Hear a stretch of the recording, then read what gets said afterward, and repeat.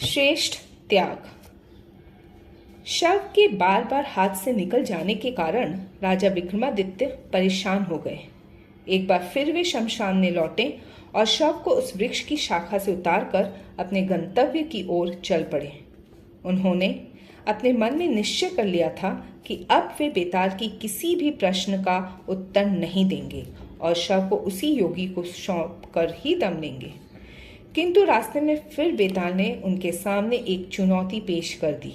बेताल ने उन्हें फिर एक नई कहानी सुनानी आरंभ कर दी। प्राचीन काल में मिथिलावती नामक नगर में एक राजा राज्य करता था। राजा का नाम गुणाधिप था। वह बड़ा प्रतापी था। एक बार जब राजा गुणाधिप राजसभा में सिंहासन पर विराजमान था, उसी समय वहां एक आदमी उपस्थित हुआ। उसका नाम विरमदेव था। वह एक साहसी और वीर राजपूत था। उसने राजा से नौकरी के लिए प्रार्थना की। राजा ने उसे नौकरी तो दे दी, पर उसने और कुछ नहीं पूछा। विरमदेव को नौकरी तो मिल गई, पर उसके मन को संतुष्टि नहीं हुई, क्योंकि वह राजा से और भी कुछ आवश्यक बातें करना चाहता था। उसने राजा से कई बार बातचीत करने का प्रयत्न किया, लेकिन उसे सफलता नहीं मिली। एक दिन राजा अपने सैनिकों के साथ वन में आखैत करने के लिए गया। विरमदेव भी उन सैनिकों में जा मिला। उसने सोचा, कदाचित वन में उसे राजा से बातचीत करने का अवसर मिल जाए। उसका सोचना सत्य सिद्ध हुआ।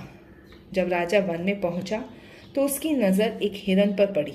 उसने अपना घोड़ा हिरन के पीछे दौड़ा दिया। हिरन चौकड़ी मार के भागने लगा। राजा भी उसके पीछे पीछे इतनी दूर निकल गया कि उसके सभी संगी साथी बहुत पीछे छूट गए। राजा को हिरन तो नहीं मिला, किंतु वह वन में रास्ता अवश्य भूल गया। वह वन में इधर उधर भटकने लगा। तभी उसके कानों में आवाज़ सुनाई दी, महाराज, घबराइए नहीं, मैं आपकी सेवा के लिए मौजूद हूँ। यह आवाज़ विरमदेव की थी। वह राजा के पीछे लगा हुआ था। विरमदेव की आवाज़ सुनकर राजा ने उसकी ओर देखा और आश्चर्य से कहा, तुम? विरमदेव ने नम्रतापूर्वक कहा, हाँ महाराज, मैं आपका सेवक। यह कह के विरमदेव राजा को पेड़ की छाया में ले गया। उसे पानी पिलाया और भोजन करा के संतुष्ट किया। उसकी सेवा से प्रसन्न होकर राजा बोला, विरमदेव, तुम तो नौकरी में लगे हो, फिर शरीर में दुर्बल क्यों हो? यह सुनकर विरमदेव बोला, महाराज, जब मनुष्य की कामना पूर्ण नहीं होती तो वह शरीर से दुर्बल हो जाता है। राजा ने पुनः पूछा, क्या तुम्हारी कोई कामना है जो पूर्ण नहीं हुई? विरमदेव बोला, हाँ महाराज, मेरी एक कामना थी जो आज तक पूर्ण नहीं हुई थी, पर आज मेरी वह कामना पूर्ण हो जाएगी। अब मैं दुर्बल नहीं रहूँगा महाराज। यह सुनकर राजा ने आश्चर्यचकित होकर पूछा, तुम्हारी कामना आज पूर्ण हो गई? आखिर वह कौन सी कामना थी जो पूर्ण हुई? विरमदेव बोला, महाराज, मैं आपके प्रताप और यश को सुनकर इस दरबार में उपस्थित हुआ था। नौकरी तो केवल एक बहाना थी। दरअसल मैं आपसे वार्तालाप करना चाहता था। मैंने अनेक अवसर ढूंढे, लेकिन आपसे वार्तालाप करने का अवसर न मिल सका। ईश्वर की कृपा से वह अवसर आज मिला है। यह सुनकर राजा प्रसन्न होकर बोला, अच्छा, तो आज मेरे साथ वार्तालाप करके अपने मन की कामना पूरी कर लो। राजा की आज्ञा पाकर विरमदेव ने उनसे विविध विषयों पर बात की।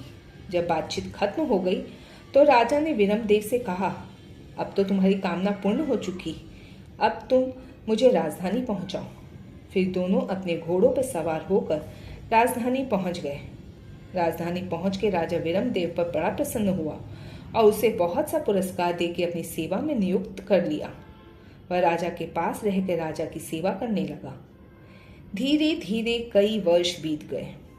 एक दिन राजा ने विरमदेव को एक विशेष कार्य से एक दूसरे नगर भेजा। वह नगर समुद्र के किनारे था। उसने उस नगर में जाकर बड़ी खूबी से राजा के कार्यों को पूरा किया। फिर समय निकालकर नगर देखने के लिए निकला। घूमता घामता वह देवी के मंदिर में जा पहुंचा। उसने मंदिर में जाकर बड़े भक्ति भाव से देवी की पूजा की। जब वह पूजा करके मंदिर से बाहर निकल रहा था तो उसकी नज़र एक लड़की पर पड़ी। वह लड़की बहुत सुंदर थी। उसने मन ही मन सोचा, काश इस लड़की के साथ मेरा विवाह हो जाता। यह सोचकर उसने लड़की से कहा, तुम कौन हो और कहाँ रहती हो? अगर मैं तुम्हारे साथ विवाह करना चाहूँ तो क्या तुम तैयार हो? लड़की बोली, क्यों नहीं, लेकिन मेरे साथ विवाह करने के लिए तुम्हें सामने के कुंड में नहाना पड़ेगा। विरमदेव बोला, वह कौन सी बड़ी बात है, मैं अभी कुंड में स्नान कर लेता हूँ। यह कह के उसने अपने कपड़े उतारे और कुंड में कूद गया। लड़की बड़े जोर से खिलखिलाकर हंस पड़ी। आश्चर्य! विरमदेव जब कुंड से बाहर निकला तो देखता है वह अपने राजा की राजधानी में खड़ा है। यह देख के उसे बड़ा आश्चर्य हुआ, पर अब हो भी क्या सकता था। अब तो वह बहुत दूर अपने राज्य की राजधानी में था। जब उसने यह घटना राजा को बताई तो राजा को भी बड़ा आश्चर्य हुआ। उसने विरमदेव से कहा, तुम मुझे भी उस मंदिर में ले चलो जहाँ यह विस्मयजनक कुंड है। विरमदेव राजा को साथ लेकर उस नगर की ओर लौट पड़ा। कई महीनों की यात्रा के बाद विरमदेव राजा के साथ मंदिर में पहुंचा। दोनों ने जाकर बड़े भक्ति भाव से देवी की पूजा की। दोनों जब मंदिर से बाहर निकले तो फिर वही लड़की दिखाई पड़ी। वह राजा को देखते ही उस पर मोहित हो गई। उसने राजा से कहा, तुम कौन हो, कहाँ रहते हो? मैं तुम्हारे साथ विवाह करना चाहती हूँ, क्या तुम इसके लिए तैयार हो? यह सुनकर राजा बोला, क्यों नहीं, लेकिन तुम्हें मेरी बात माननी पड़ेगी। जो मैं कहूँगा वह करना पड़ेगा। लड़की बोली, तुम जो कहोगे मैं करूँगी। राजा ने कहा, तो मेरी आज्ञा है, तुम मेरे सेवक के साथ विवाह करो। लड़की बोली, पर यह कैसे हो सकता है, मैं तो अपना विवाह तुम्हारे साथ करना चाहती हूँ। राजा ने कहा, देखो, अच्छे मनुष्य वचन देकर छोड़ते नहीं हैं। अभी अभी तुमने कहा है, मैं जो कहूँगा तुम उसे करोगी। अगर तुम मुझसे पवित्र प्रेम करती हो तो तुम्हें मेरी बात मानकर मेरे सेवक के साथ विवाह कर लेना चाहिए। लड़की विवश हो थी। उसने राजा की बात मानकर विरमदेव के साथ विवाह कर लिया। विरमदेव राजा के चरणों में गिरकर बोला, महाराज, आप धन्य हैं। संसार में लोग धन और सुंदर स्त्री के लिए बड़ी बड़ी लड़ाइयाँ लड़ते हैं, लेकिन आपने उसी को बिना किसी मोह के छोड़ दिया। आप मनुष्य नहीं, देवता हैं।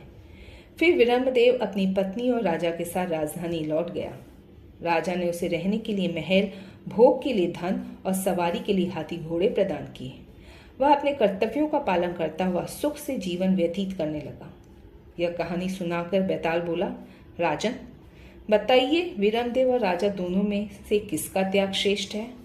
विक्रमादित्य ने कहा, विरमदेव का। बेताल ने आश्चर्य से कहा, ऐसा क्यों महाराज? राजा ने सुंदर स्त्री का त्याग किया, क्या उसके त्याग को श्रेष्ठ नहीं कहा जा सकता? विक्रमादित्य बोला, नहीं, राजा समर्थ था, विरमदेव का स्वामी था। स्वामी का कर्तव्य है उसकी सेवा की इच्छाओं को पूर्ण करे, उसके सुख के लिए बड़े बड़े त्याग करे। विरमदेव सेवक था, साधारण स्थिति का था। उसने राजा की भलाई केवल भलाई की दृष्टि से की। बेताल को अपने प्रश्न का सही उत्तर मिल गया था, अतः शव के साथ वह पुनः गायब हो गया। राजा का मौन भंग करना उसके स्वतंत्र होने का कारण बन गया। वह शव शमशान में जाके फिर से उसी वृक्ष की शाखा पर लटक गया।